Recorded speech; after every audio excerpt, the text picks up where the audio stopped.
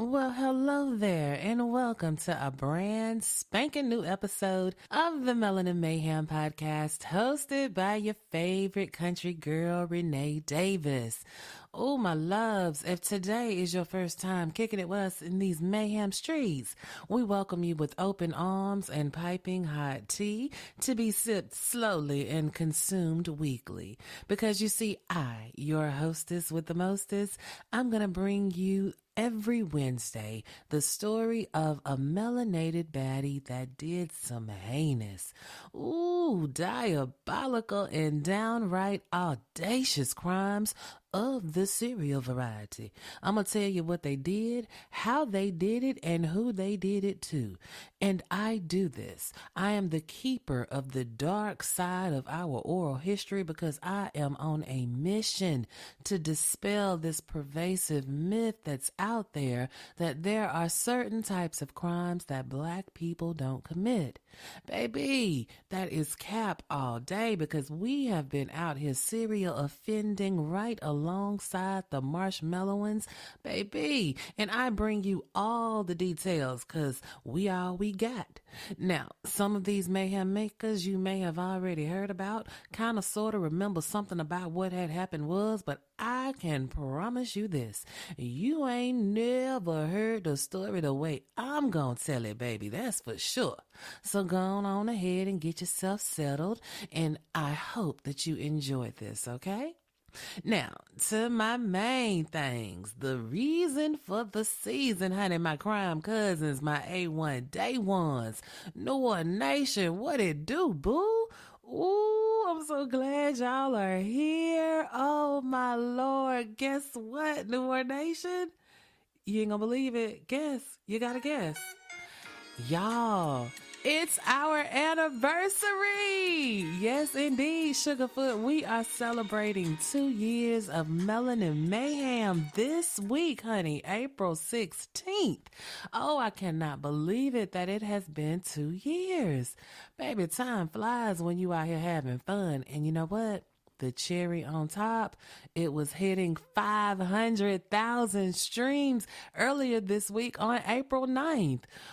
Y'all, my cup overfloweth. Thank y'all so much for rocking with your favorite country girl. Now, understand the party don't stop because we still got to go and get the word out to the peoples to get down with the get down and join us over here in the mayhem. Okay. All right, let me calm down a little bit.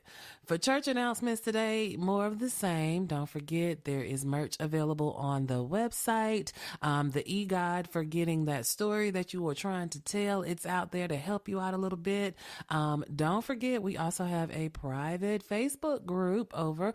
Let's see, that's Facebook. That's the Melanin Mayhem podcast discussion group. Go over there. You can join. I promise you I'll let you in. And I think the only other thing that's really on the calendar is going to be Essence Fest. I can't wait to see y'all down there, honey. What are we doing? I need y'all to tell me where you stand, what you doing, because we got to hook up. I'm so looking forward to this. But literally, that's all that I've got. It's enough between the podcast and the original story series, which, y'all are really loving that story series. And I am so glad that y'all are liking it. Okay, you can listen to the stories for free. The first part of the story, that is, right here on the podcast. It drops as a bonus episode once a week. But to hear the endings, you have to subscribe. And that you can do by going to melaninmayhempodcast.supercast.com. Those that are subscribed, they get the stories on Sunday night, Monday morning-ish, depending on how my recording schedule goes. But they get first dibs at everything because, baby, membership has its perks, darling. Yeah, and I'm also putting some extra stuff over there. So if you are subscribed, there is a video that I did. Y'all go over there and tell me what you're thinking. All right, that's all that I have for y'all today.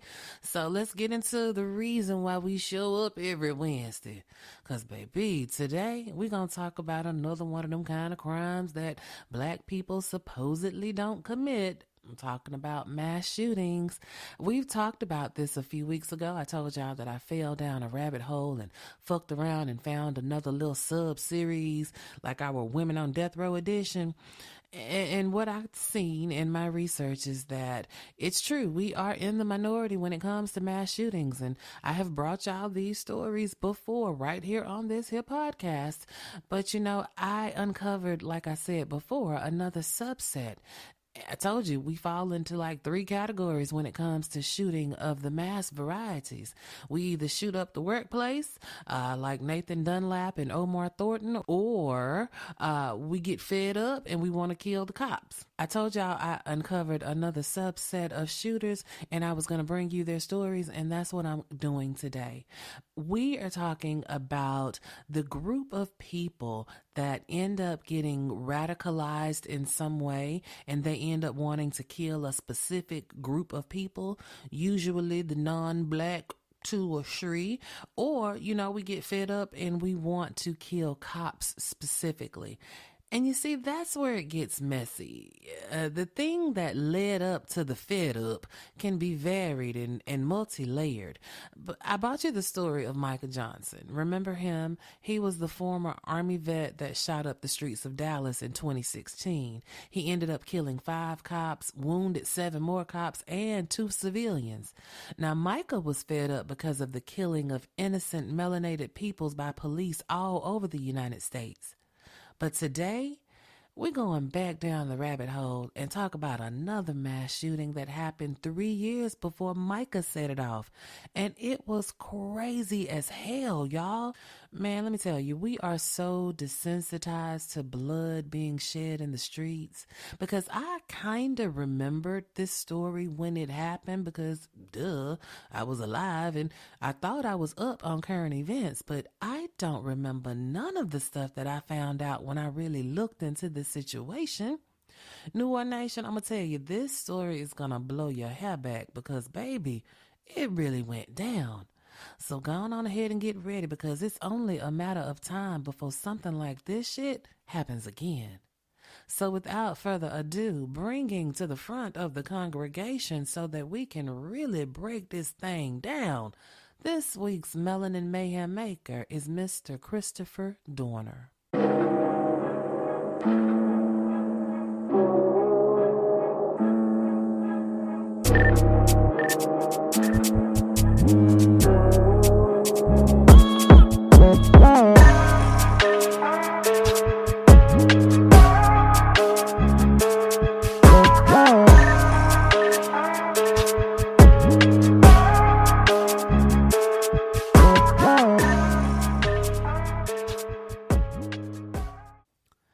Okay, let's get into it. Christopher Dorner was born June 4th, 1979 in New York State. His mama's name is Nancy Dorner, and I couldn't find any info on Daddy Dorner, but Nancy had Chris, and I think at least 2 other daughters. 1 for sure, but I think it was 2. Now, this is a good home and a great upbringing. They left New York and they moved to California not too long after Chris was born. And according to Christopher, he grew up in predominantly white spaces, usually the fly in the milk at school, you know what I'm saying? Now, I'm going to tell you, as a proud member of Gen X, I know from personal experience that coming up in the 80s, them little prepubescent pale peoples was particularly disrespectful. Mouths just sassy as a motherfucker. And it wasn't just the children. Them damn unseasoned teachers was a motherfucker too. Like, I can remember vividly being in the 1st grade and the class was talking about what our parents did, right? And I said that my mama worked on TV, 'cause she did.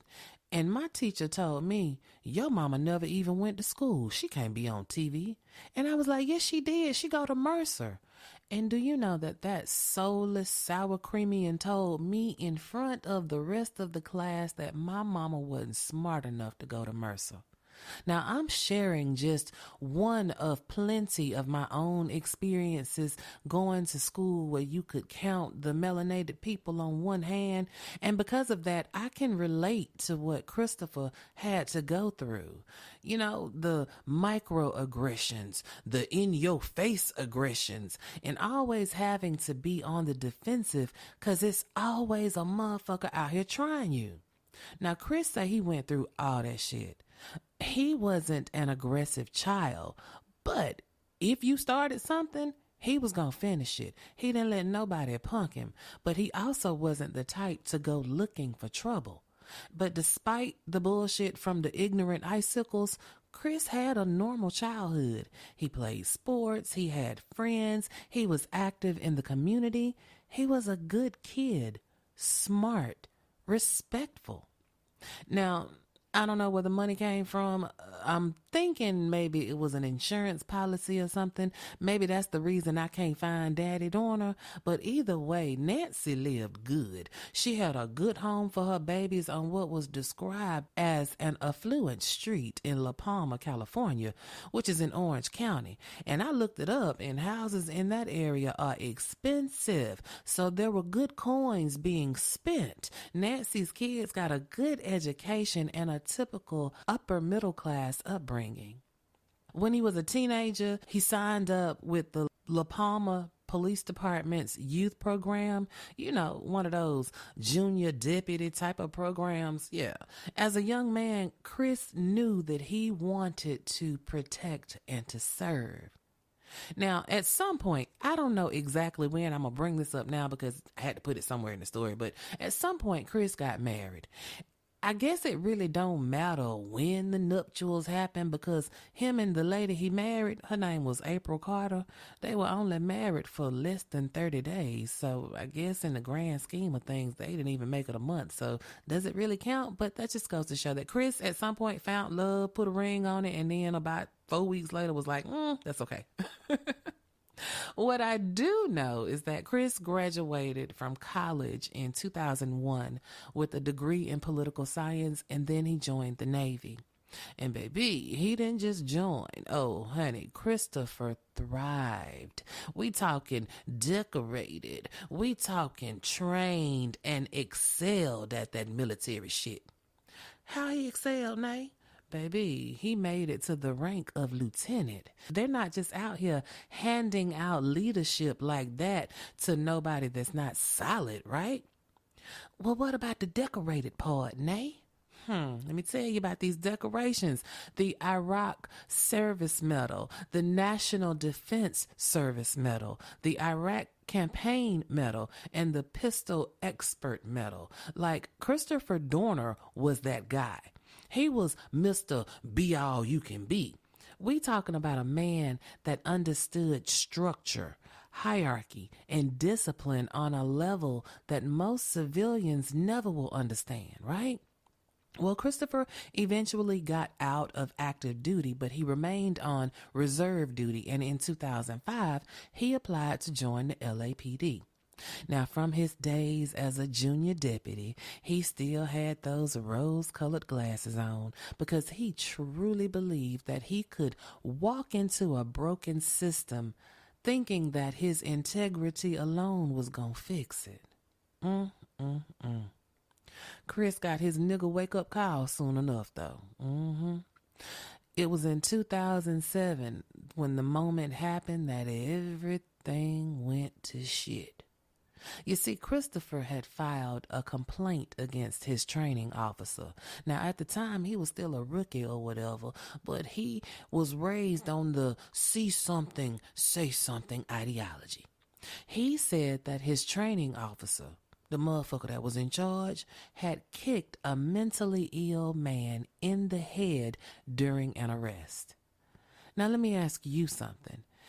If you were one of those people that truly believed in the badge, that truly believed in justice, what are you supposed to do in that moment? Stay quiet or speak up? Well, Chris spoke up, and that decision, it cost him everything.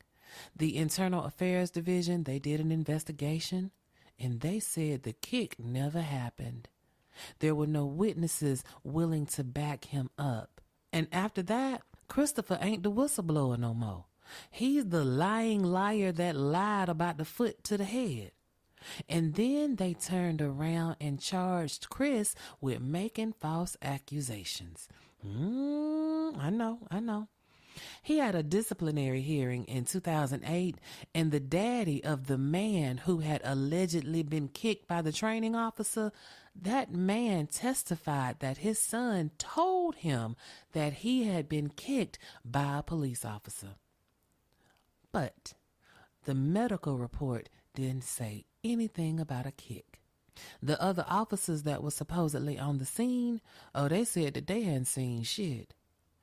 And right before the disciplinary hearing, but after the alleged foot to the head, that same training officer that Christopher said did the kicking had given him a negative performance review.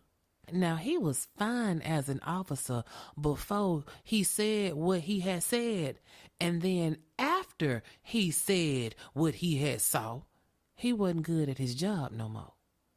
So, now you gotta ask yourself, who the fuck telling the truth? It smelled to me like retaliation is on the menu. Looked to me like the system was protecting itself, closing ranks. I mean, I can see a blue line in the sand and Chris on one side and the LAPD on the other. The disciplinary board, they came back with their decision and they said that Christopher had lied and they fired him for telling a lie. And from that moment on, Christopher became obsessed with one thing and one thing only, clearing his name. Now, he would spend the next few years going through the legal system trying to get his firing overturned. But y'all know how that shit go. Time and money all down the drain, because in 2010, oh baby, a judge upheld the LAPD's decision the firing would stand. And what I need you to understand is that this is where the psychological shift started to happen. Because this wasn't about just losing a job anymore. This was about Christopher feeling like, I told y'all the truth and y'all destroyed me for it.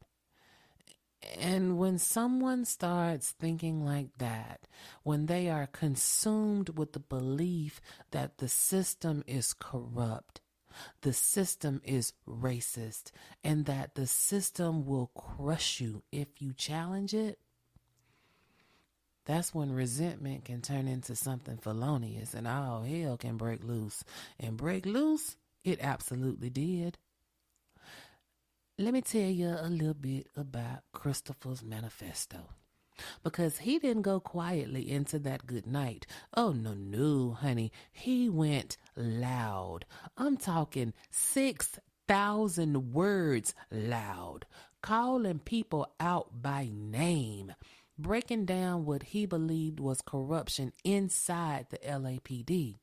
He was talking about racism that he said still existed decades after the Rodney King beatdown, and that it was now worse.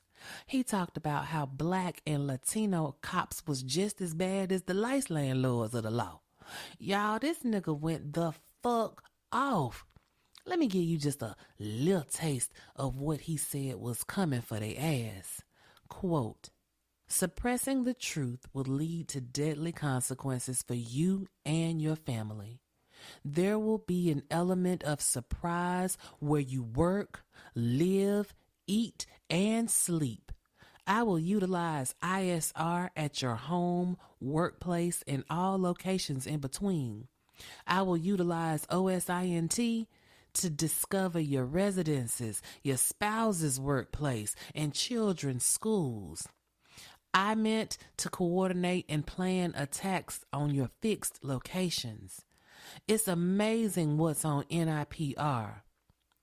HUMINT will be utilized to collect personal schedules of targets.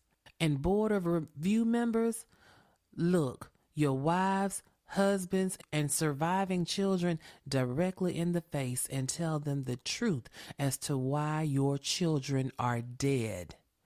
Now, I know I said a lot. Let me break this shit down, because your boy said a whole lot. He used a whole lot of acronyms, and them acronyms stand for something. ISR is intelligence, surveillance, and reconnaissance. That means monitoring targets over time, watching their movements, seeing the routines and the patterns. Basically, Chris's ass was saying, I'm watching you. I'm learning how you move. The next one he hit him with was OSINT. That's open source intelligence. That means information that you gather from public sources like social media, Google, public records. And so he is telling them, everything you put online, I'm going to use that to find you and your family. And he did.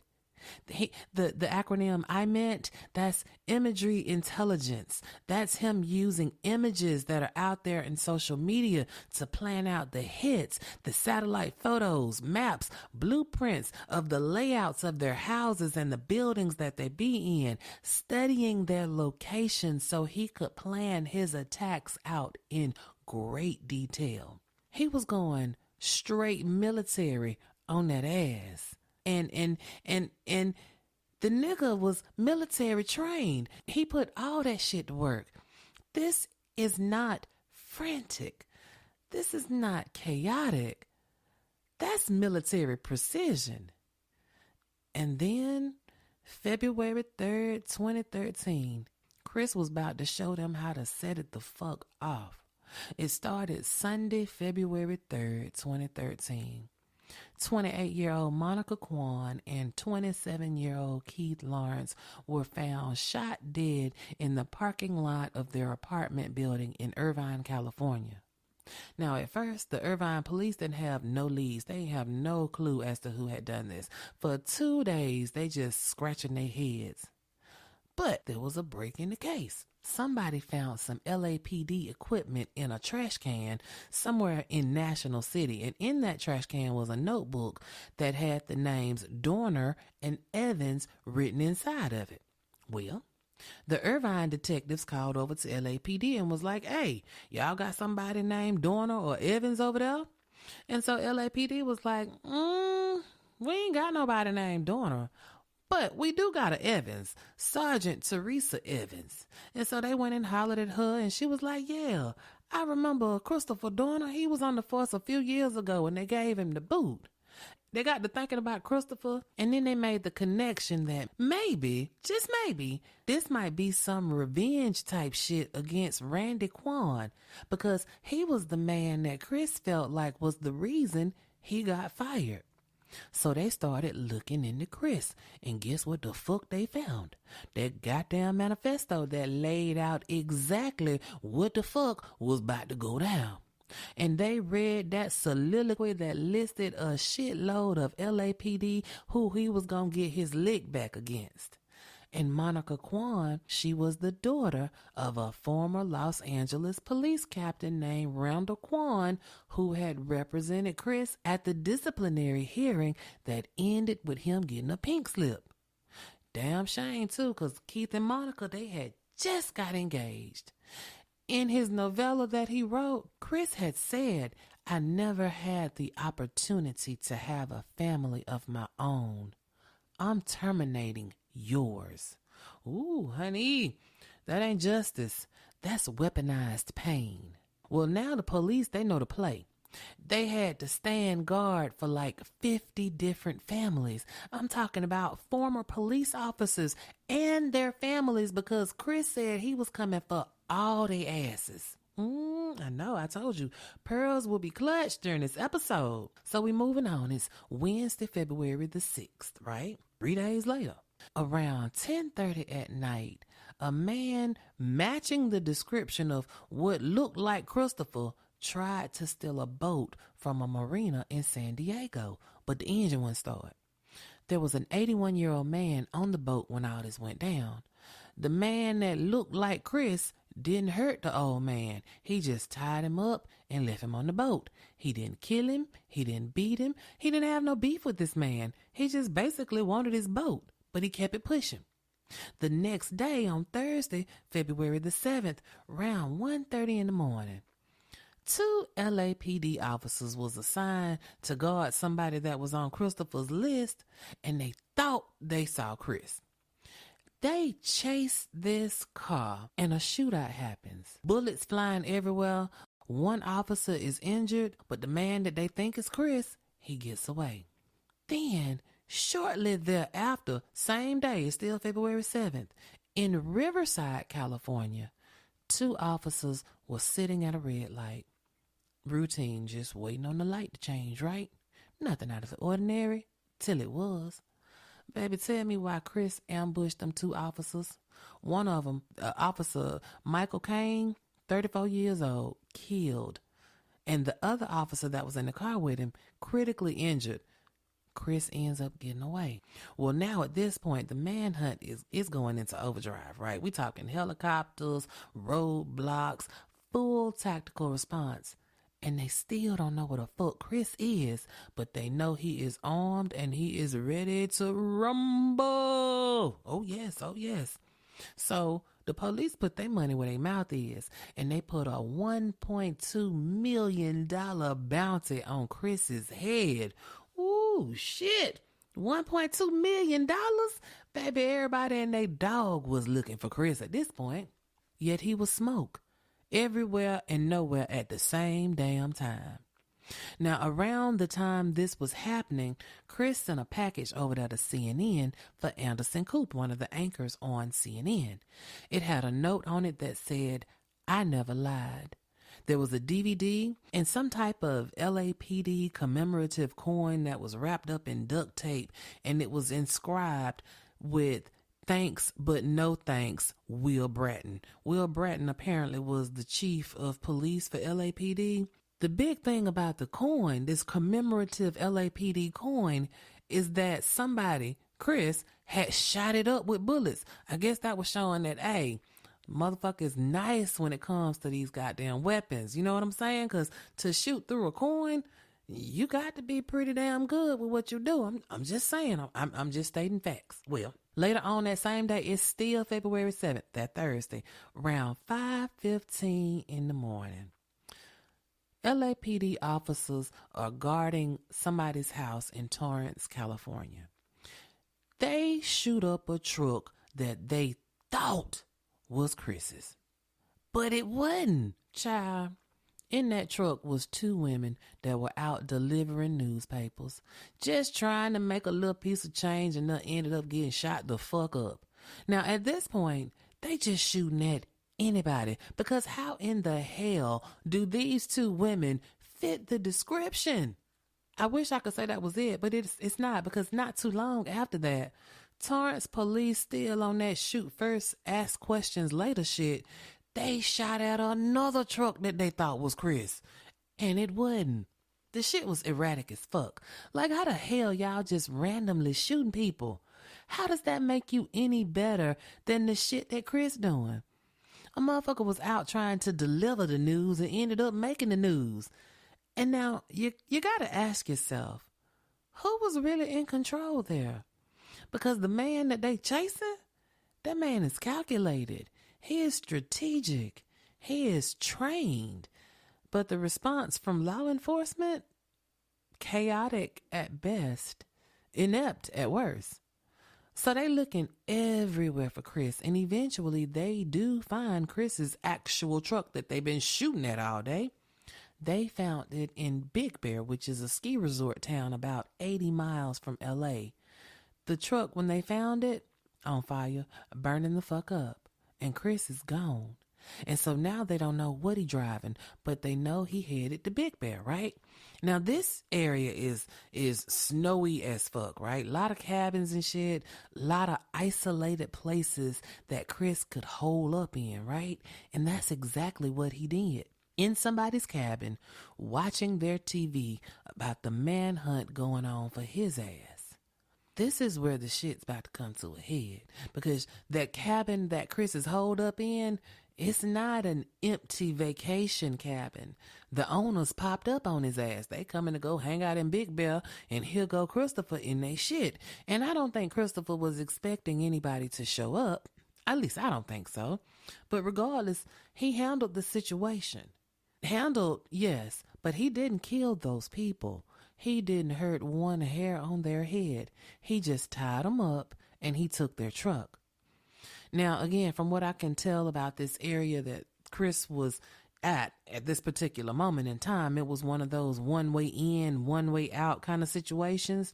And so when Chris took off in their truck, he was headed the wrong way. And the people, they got loose and they called the police and let them know that, hey, Christopher Dorner was just here. He's in our truck. He just took off. And so now everybody knows where Chris is. I watched a reenactment of this case, and it was said that Chris was headed up to a dead end, and as he was driving, he passes by a police car. So they see each other, and the police kept going. They didn't try to capture him right there because they knew he was headed toward dead ends. He was going to have to turn around and come back down the mountain. So they just set up a kind of a last stand, if you will, to be ready to take him out when he came back down. Now, I ain't talking about the cavalry. I'm talking about just two police officers.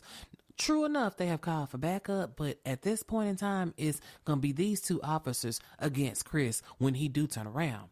Well, he did. He turned around and he ends up getting out of the stolen truck some way, shape, or form and into a firefight with these two cops. He kills one of them and the other one is injured. But at this point, Christopher ain't got no whip and he ain't got nowhere to go. It's just snow and open season on his ass if he try to foot it out of there. So he goes inside of a cabin and prepares for the end.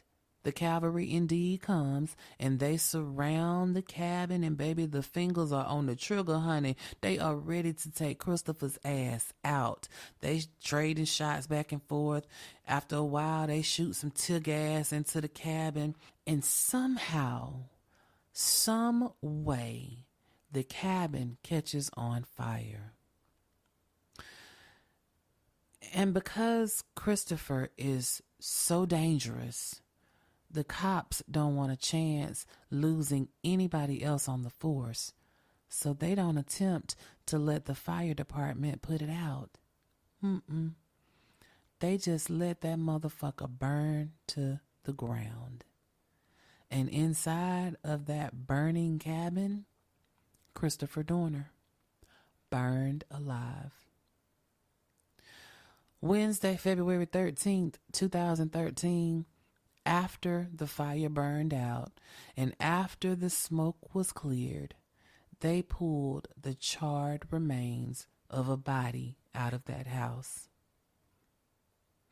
And that, Newer Nation, is the tragic story of Christopher Dorner. I need y'all to really sit with that visual for a minute, because no matter what he did, that's a hell of a brutal ending. Just as brutal as Micah Johnson's was when they used that bomb in Dallas and blew his ass to smithereens. I understand this was a heinous crime spree, no doubt. People lost their lives that didn't do shit to Chris. Full stop. And yes, there is a way to try to handle the bullshit that's thrown at us that's wrong, stuff that's deceitful, stuff that's even illegal, right? And saying all that, Christopher Dorner did indeed try to bring about change in the LAPD by reporting what he saw as police brutality. And when they called him a liar and fired him, even then, he tried to go about handling this situation through the proper channels. And after years of trying to do it the right way, it still didn't make a difference. And at that point, Christopher let his anger, his frustration, and his hurt get the best of him. And it removed all the guardrails that were in place in his life through his upbringing and his moral fortitude, and allowed him to participate in society and thrive. It stripped all that away and allowed him to unleash his most primal instincts in an act of pure vengeance, supposedly against the LAPD.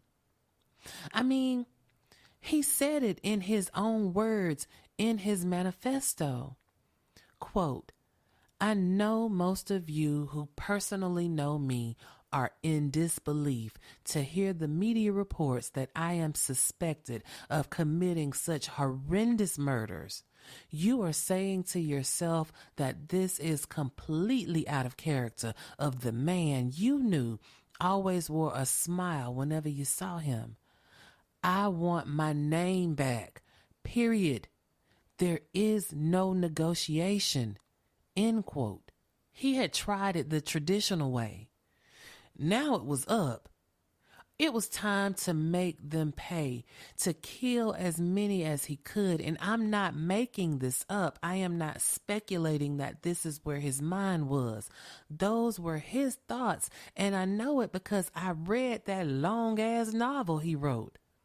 He said, I will bring unconventional and asymmetrical warfare to Los Angeles Police Department officers on or off duty. Unfortunately, I will not be alive to see my name cleared. That's what this is about. My name. A man is nothing without his name. End quote. Christopher knew he wasn't going to make it out this shit alive. And so that manifesto was all his thoughts on paper. Basically, it was his last will and testament to the world on how he felt and what he wanted us to know about his feelings on everything. I'm talking from the LAPD to the goddamn presidential election. I mean, literally, he said who he had voted for, which was Obama, even though he was down with a Republican first. This man even said who he would have voted for in the next election if he were still alive. It was Hillary Clinton, but that's neither here nor there. But I'm just saying, he wrote it down. He talked it out. He left his last words for us to read, to know exactly where he was coming from. But they tried to make it seem like he was unhinged. That old trope they trot out to try to make us melanated peoples look like savage monsters. They said he was incompetent, that he was a bully, exhibiting thuggish behavior, had disciplinary issues, all that shit. But understand this, Christopher listed every place that he had ever lived since he was born. And he told reporters specifically to go and ask the people that knew him in those cities if any of this shit that the LAPD was trying to say was true. That don't sound like an unhinged person. That sounds like somebody trying to clear their name. And speaking of names, Christopher said plenty of names. He called out everybody by their full government, what they had done and how they had covered up shit. How there were conflicts of interest with the people that were managing the hearings, that they were friends with the people that he was accusing. He named the motherfuckers that had beat down Rodney King and how they were now in leadership positions in the LAPD. That's tragic as fuck. I mean, he laid that shit out in 11 pages, chapter and verse. And again, that don't sound unhinged to me. That sounds like a motherfucker trying to clear their name. I mean, I'm just saying, an unhinged murderer that just want to murder for the sake of murdering, they don't do all that writing and shit most times.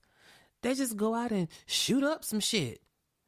I mean, for me, looking at this story, too many people verified what Chris had said about his character pre-set it off. One man said, quote, "It's just shocking to me. The person I knew was this smart, good man. He was honest and thoughtful. He had a lot of integrity. He was a really likable guy. This was a man named James Ucera, 34 years old at the time, and he was a friend of Christopher's when they went to college. Both of them played on the football team together." Now, I'm not saying that everybody thought that Chris walked on water, because he wasn't a saint. In fact, his ex-girlfriend, chick named Ariana Williams, she had been in a relationship with him like 5 years prior to him going ham on everybody. And she said that when they broke up, she posted on a website called don'tdatehimgirl.com that after he broke up, she told all the women, don't y'all fuck with him because he act bipolar sometimes. I mean, the nigga had some issues. Name somebody that don't. But this is just so damn extreme, man. Chris said in his manifesto that he had lost his relationship with his mom and his sister, and that he was suffering from severe depression. He also believed that he was wronged, that he had been targeted, that his name had been stolen away from him. And instead of walking away, he decided to burn it all down. And then the system burned his ass literally. Before Christopher Dorner lost all faith in the system, he was known as an upstanding citizen, an athlete, a decorated military veteran, and a promising law enforcement officer that wanted to make a difference in the community for the people that he swore to serve and protect. He was intelligent. He was loyal. He was sensitive. And it's a goddamn sin and a shame how all this went down. I mean, it's police officers that have killed innocent citizens, that have brutalized citizens, that have gotten complaints after complaints and reprimand after reprimand, and they don't take their badges. They just slap them on the wrist and put them on a paid timeout, aka administrative leave, and then they let them loose on the streets again. So you mean to tell me, according to y'all being the LAPD, Christopher Dorner told a lie. One lie. And that was the straw that broke the camel's back? That was seem too much? I mean, that was reason enough to just kick him out? Y'all, I am in no way trying to justify what Christopher Dorner did. I'm just saying that all of this could have been prevented if they had just treated him in the same way they treat the Flower Rangers that do way worse shit and get away with no consequence. And what truly breaks my heart is I'm thinking about, what about the next time this happens? Because to think that Chris and Micah were the only ones that let their rage speak for them, or will be the only ones that will ever do this kind of crime, is naive. It's people out here already ready to die about their name, ready to die trying to even the score. And they ain't all yogurt yellows. Honey. And we, the people, we are the ones that end up getting caught up in the crossfire and end up as collateral damage. I don't know. It's too late for Christopher and Micah and the others that we ain't even talked about yet, because, yeah, there are more. But it ain't too late to save that brother, that sister that's right there on the edge, that's about to do a thing that they can't come back from. All right. I have preached enough. Y'all tell me what you think. You know how to get at me. On social media, you can find me on Facebook. You can find me on IG. You can find me on YouTube. You can even find me on Threads as Melanin Mayhem Podcast. And over on X, I am Melanin Mayhem PC. The email address is simple as well as melaninmayhempodcast@gmail.com. Don't forget, there is a wonderful private discussion group that you can join over on Facebook. That's Melanin Mayhem Podcast Discussion Group. There is also a fabulous original story series that I put out that if you want to get down with that, you can subscribe at melaninmayhempodcast.supercast.com. Don't forget, melaninmayhempodcast.com has merch for you. Please, I have to throw that out there because we got t-shirts and I got some other stuff coming. Don't worry. But stay on track, Nate. This week's New Orleans Nation shout out goes to Erica J, who left a comment on Spotify. Baby, let me tell you, Erica got right to the point. Woo! You are that girl. Stay ready. Period. Thank you, Erica. I appreciate you taking the time to just let your girl know exactly how you are feeling. You know, I love it when I can read what you all write either on the Spotify or Apple review sites and on social media. It brings me joy. I tell y'all that all the time. But I'm going to tell you this. It is truly 5:24 in the morning, Tuesday morning. I got to go to sleep because, baby, I got somewhere to be in a few hours. But you know what? I receive every one of y'all that have told me that, baby, Renee, that job is just temporary, honey, because we finna retire you. I received that, baby. And I believe that because it's all love around here, New Orleans Nation. Until the next story next week, I'm going to go on ahead and let y'all go. But before we close the doors of the church, y'all know how we do. Y'all go on ahead and stay safe. And please, please, please stay vigilant. And remember this, if you don't remember nothing else, honey, if you stay ready, you ain't got to get ready. Ooh, it's one love, New Orleans Nation, and your favorite country girl who just celebrated 500,000 streams is out of here. Mwah. Woo-wee, Nana, you did that.